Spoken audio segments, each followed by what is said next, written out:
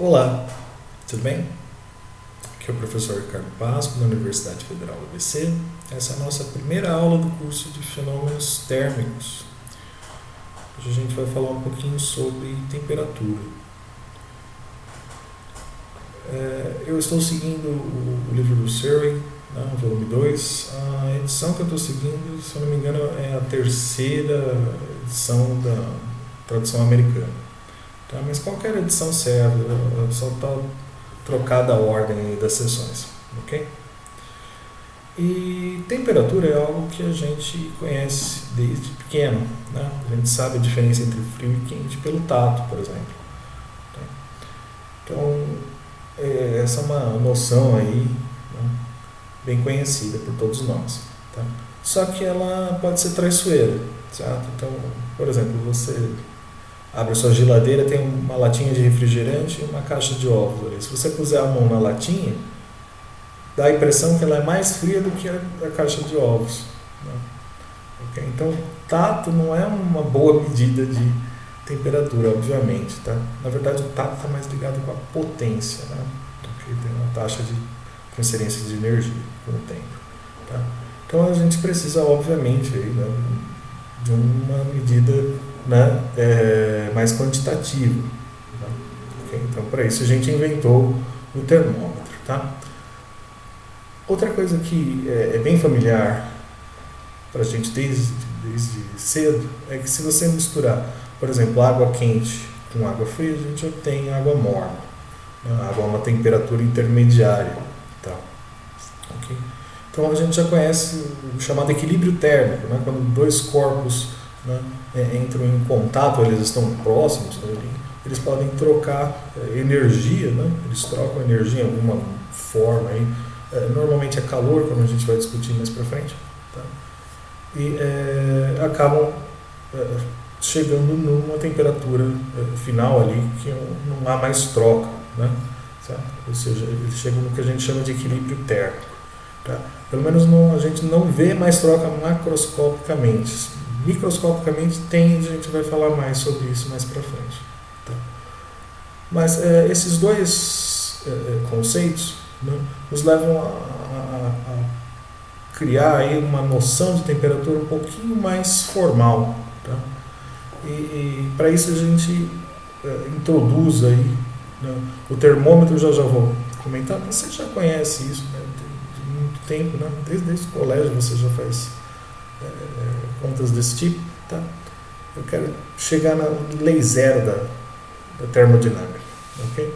Como é que é a lei zero da termodinâmica? Por exemplo, eu pego um termômetro, né, meço a temperatura aqui do corpo A e vejo lá que está, sei lá, 225. A figura que eu tirei do seria o Fahrenheit. Tá? E o B também, por exemplo, está 225 também, Fahrenheit. Então, o que acontece? Pelo que a gente já sabe, né, do dia a dia, se eu colocar os dois em contato térmico, não vai haver troca, porque os dois estão à mesma temperatura. Tá? Então isso é conhecido como a lei zero da termodinâmica. Okay? Muitas vezes a gente até pula essa lei aí. Tá? Okay? Mas a lei zero te diz isso, que dois corpos, mesmo que eles não estejam em contato diretamente, se eles estão em equilíbrio com um terceiro corpo, que seria o termômetro, né? Não precisa ser um termômetro, pode ser um corpo genérico, mas eu estou mostrando um termômetro que fica mais claro. Tá? 225 Fahrenheit, na verdade, cerca de 107 Celsius. A gente vai fazer essa conta já. Tá? Okay? Isso te diz, então, que o A e o B estão em equilíbrio, mesmo que não em contato, você chega a essa conclusão. Então, temperatura, para nós, né, do ponto de vista científico, né, seria a grandeza que não se altera quando você tem dois corpos aí, né, em equilíbrio térmico. Tá? Okay? Então, seria ao contrário aí a recíproca aqui da lei zero da termodinâmica. Okay? Beleza, e como eu construo um termômetro? Então, eu usei um termômetro. Você pode construir um termômetro de diversas maneiras. Tá? A mais comum, pelo menos a mais popular aí, seria o volume de líquido ali numa coluna de mercúrio, de álcool, né? Certo? A gente não usa água porque seria uma coluna imensa, né? Certo? Okay? Mas líquidos um pouco mais densos, você consegue uma coluninha menor. Tá?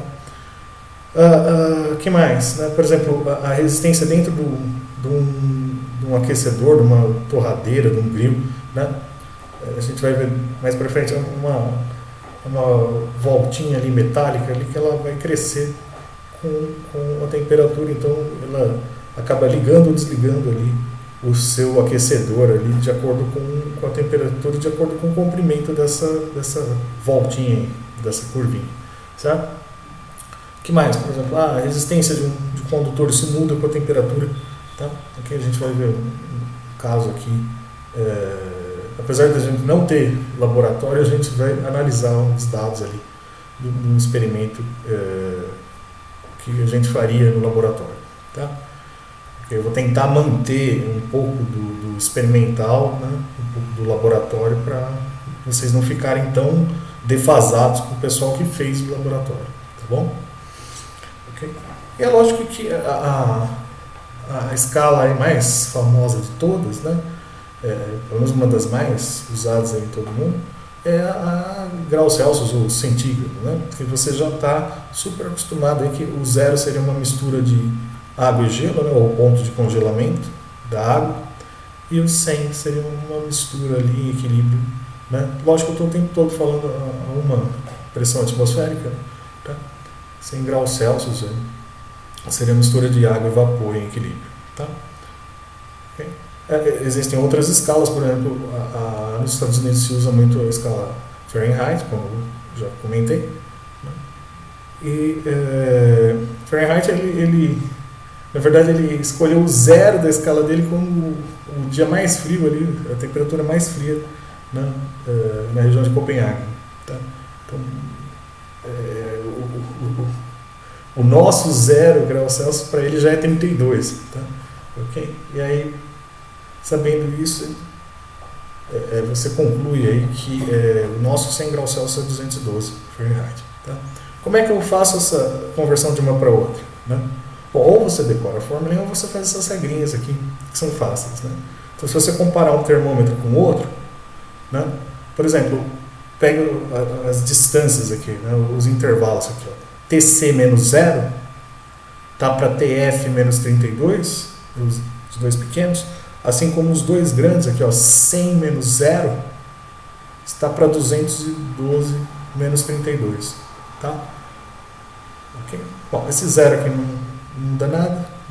Né? 212 menos 32, então na verdade tem 180 divisões. Tá? Então o número de divisões num termômetro Fahrenheit é maior do que o número da Celsius. Tá? No fator aí 5 para 9, que se você dividir por 20 dos dois lados, 5 para 9. Então essa é a lei de transformação, né, entre essas duas escalas. Tá? Tem outras escalas, por exemplo, Rankine, enfim. Né? Qual delas é a mais importante? Qual delas é a mais fundamental? Nenhuma dessas. Tá? Na verdade, a mais fundamental de todas que a gente descobriu, né, foi não através de um termômetro comum, aí, mas sim por um termômetro a gás a volume constante. Tá? Como é que ele funciona? Então, você tem gás aprisionado aqui dentro do bulbo, né, que você mergulha esse bulbo aí na substância que você quer medir a temperatura. Tá? Então, por exemplo, aqui é uma mistura de água e gelo, por exemplo, está 0 graus Celsius nesse nosso exemplo. Okay? Tem uma mangueirinha flexível aqui onde tem mercúrio, né, e você tenta sempre manter, né, em cima dessa reguinha no zero aqui, o gás sempre, né, com o mercúrio sempre nessa altura zero aqui, para que o volume de gás aqui dentro, né, do bulbo aqui, mais esse caninho aqui, não varie. Tá? Okay?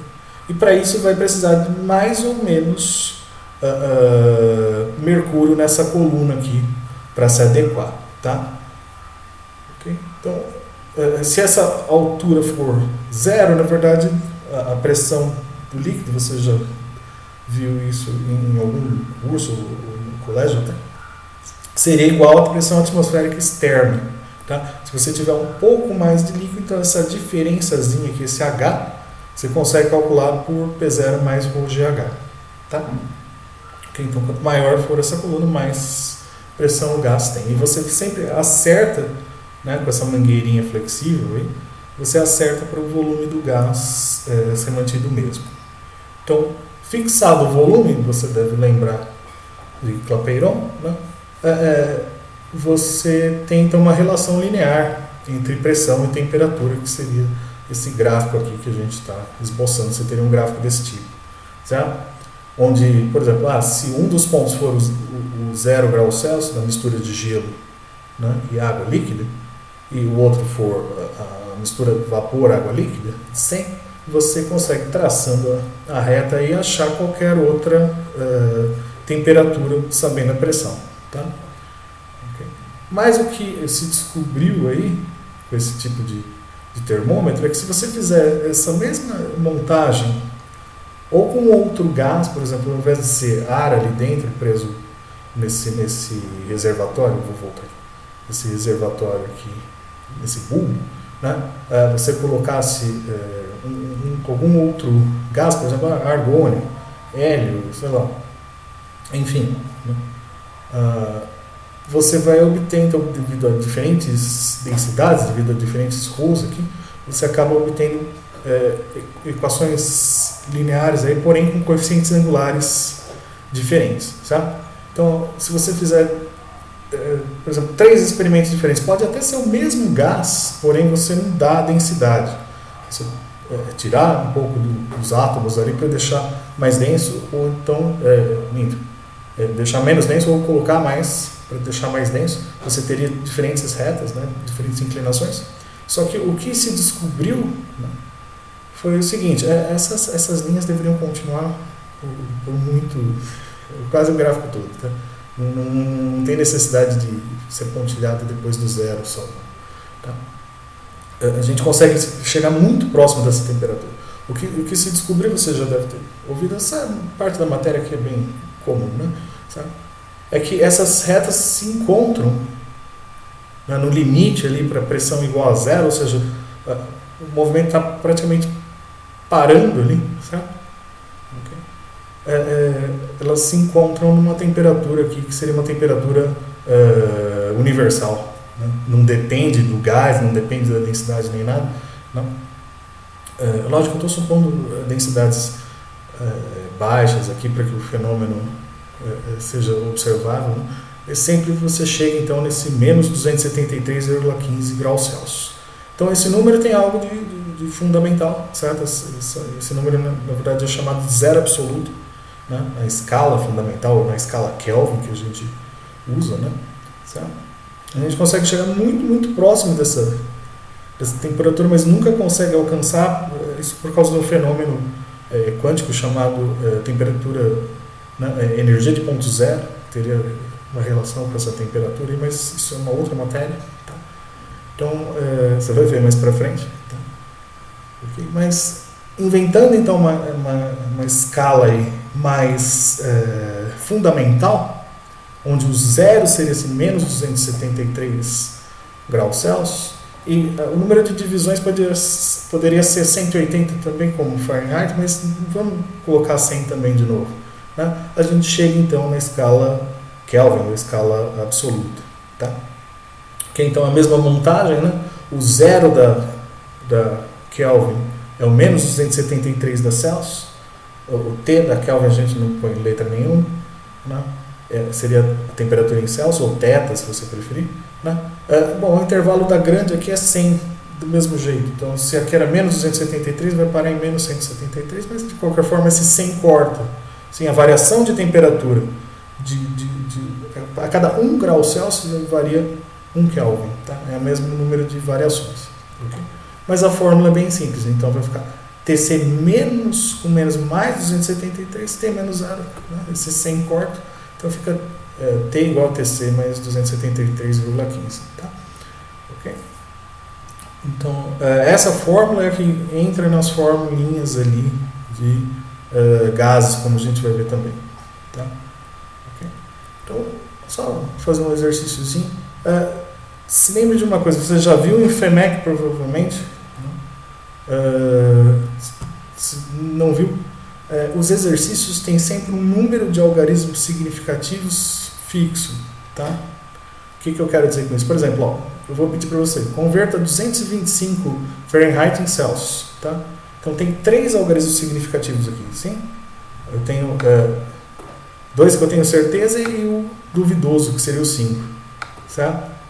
Não ponha mais algarismo significativo do que foi te dado. Certo? Okay? Então você vai fazer a conta, joga lá na equação de conversão lá. TC sobre 5 é TF menos 32 sobre 9. Legal. Então vai ficar 225 menos 132 dá 193. Passa o 5 multiplicando, 9 dividindo, você chega então 107,2222 na dízima periódica. Você não vai responder isso aqui, você não tem essa precisão. Certo? Se aqui só tem 3 algarismos significativos, você tem que arredondar, certo? Tem que parar no 107. Sim? Okay? O 2 aqui, para cima de 5 você soma. Né? Soma mais 1 ficaria 108. Né? Para baixo você mantém. Então, para nós aqui, para essa precisão, para esse número de algarismos significativos, eu tenho que dar a resposta com 107 graus Celsius. Tá? Okay? Mesmo durante as passagens, se tem 3 algarismos significativos, você tem que responder com 3 algarismos significativos. Não ponha mais, senão vai estar errado. Tá? Porque eu vou dar errado se você puser a mais. Sim? Ok, então vamos fazer um pouquinho mais complicado. Vamos fazer um exercício um pouquinho mais complicado.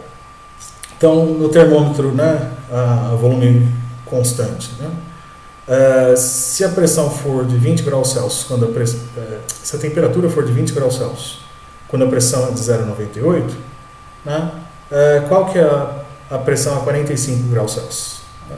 Ou seja, se você traçasse aquela reta, você conseguiria ler imediatamente.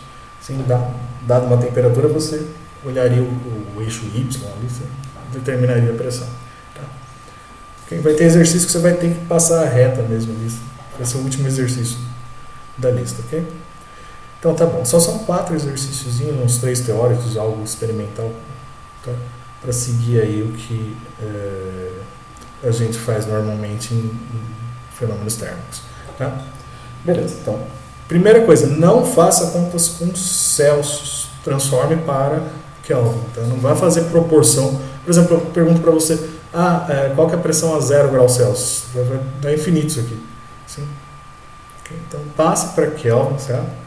Então, por exemplo, 20 graus Celsius, vou somar 273,15, é lógico, 293, não ponho 15, eu só tenho 3 algarismos significativos, certo?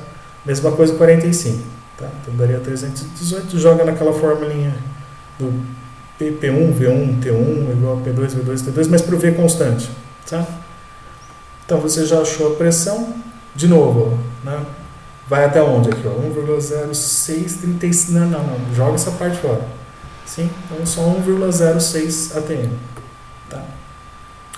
E se a pressão for meio, bom, a mesma coisa. Né? Agora, seria P1, T1, P3, P3. Você joga aqui, faz a continha. Vai dar de novo quebrado aqui. Joga fora, arredondando certo. Sim? Daria 149 Kelvin.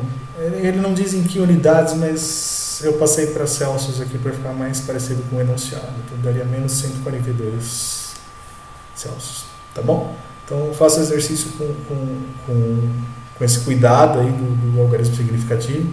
Certo? Lembrando, o meio ali, na regrinha do meio, você se lembra, né? Para manter par. Tá? Okay? Ou então, se você fizer na calculadora, vai dar, ele arredonda muitas vezes o meio para cima. Tá? E tenha esse cuidado aí no exercício, sim? Faça à mão, certo? Entregue num arquivo só, não fique copiando, nem, eu fiz junto com o meu colega, não existe isso, sim? Porque está separado, cada um está na sua casa, certo? Ok? Não faça sozinho, não fique copiando, nem copiando de livro, nem nada, tá bom? Faça, eu prefiro que você erre do que você fique copiando, tá certo? Então é isso, tem até domingo para entregar. Então, é isso aí. Qualquer dúvida, me escreva, me mande e-mail, certo? Então tá bom. Tchau, tchau.